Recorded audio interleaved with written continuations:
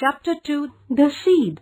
Long, long ago, in China, there lived a wise emperor, whose once dark braid had turned the color of new fallen snow. He was old, and it was time for him to choose a successor. Although he had many sons and grandsons to choose from, the emperor felt that power and wealth had made his heirs lazy. He wanted to appoint someone outside the family.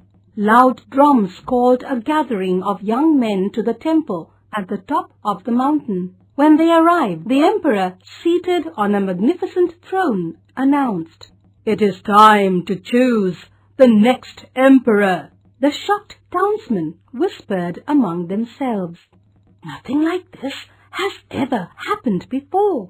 The emperor continued, "Today each of you will take a seed. In 1 year, you will bring your plant to the temple." A golden bowl filled with seeds was set before the crowd. Each person took just one seed. A young man named Jun was last in line. He chose his seed carefully, holding it tightly in his fist. He ran home to tell his mother. She listened to the story and gave him a beautiful blue and white porcelain bowl. Jun placed pebbles and then soil in the bowl and tenderly planted his seed.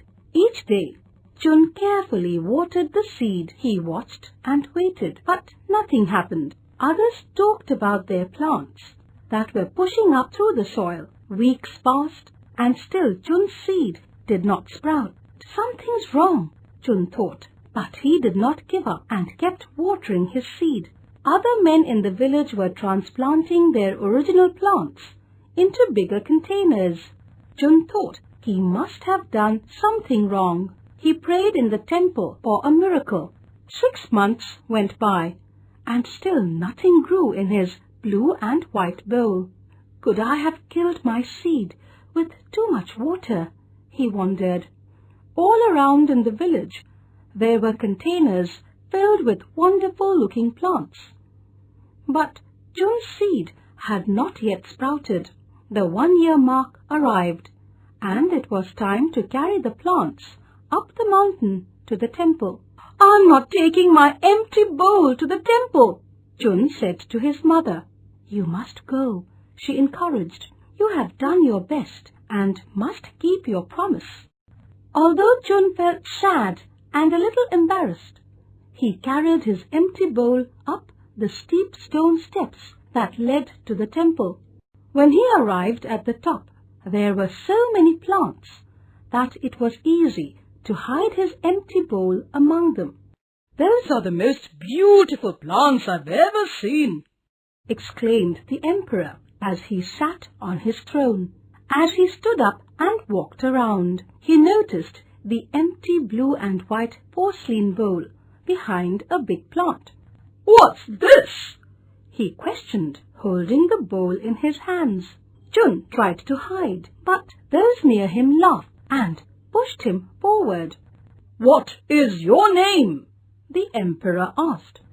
"My name is Jun," he whispered without looking up. "Why did you bring me an empty bowl?" he questioned. "My seed didn't grow," Jun replied. "I failed." "You did not fail," the emperor said. "Last year, I passed out seeds and told you all to plant them. But the seeds I gave you had been boiled.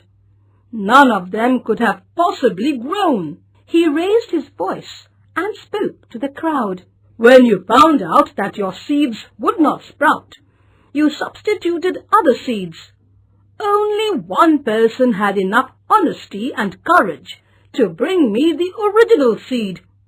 That is why Jun will be the next emperor."